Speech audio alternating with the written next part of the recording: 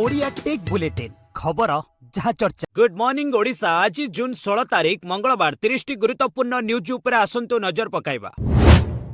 जून 18 खोलिब school. ग्रीष्म छुट्टी बढ़िबा नहीं चर्चारे पड़िला पुण्यछेद। राज्य में ग्रीष्म छुट्टी अवधि वृद्धि को नहीं चलीथिबा समस्त कल्पना जल्पनार अंत घटिछि। राज्य में पूर्व निर्धारित सूची अनुଯାयी जून 18 तारीख रु समस्त स्कूल पुनर्बार खोलिबो बोली स्कूल और गणशिक्षा मंत्री नित्यानंद गंड स्पष्ट करिसेंति।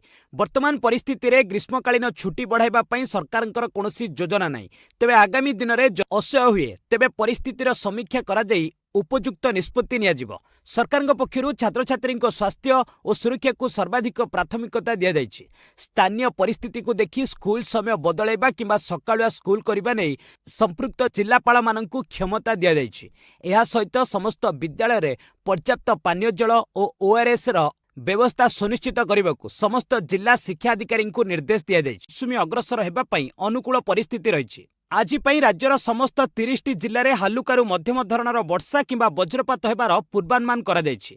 विशेषकर बालेश्वर, भद्रक, कटक, पुरी, खोर्धा और गंजाम भली जिले में घड़घड़ी वज्रपात सह प्रबल पवन बहिबार आशंका रही। एथिपाई पाणीपाग विभाग पक्षरु केतेक स्थान में ऑरेंज और केतेक जिले में येलो वार्निंग जारी करा जाइछि। वज्रपात समय सुरक्षित स्थान में रहिबाकु जनसाधारण को परामर्श दिया जाइछि।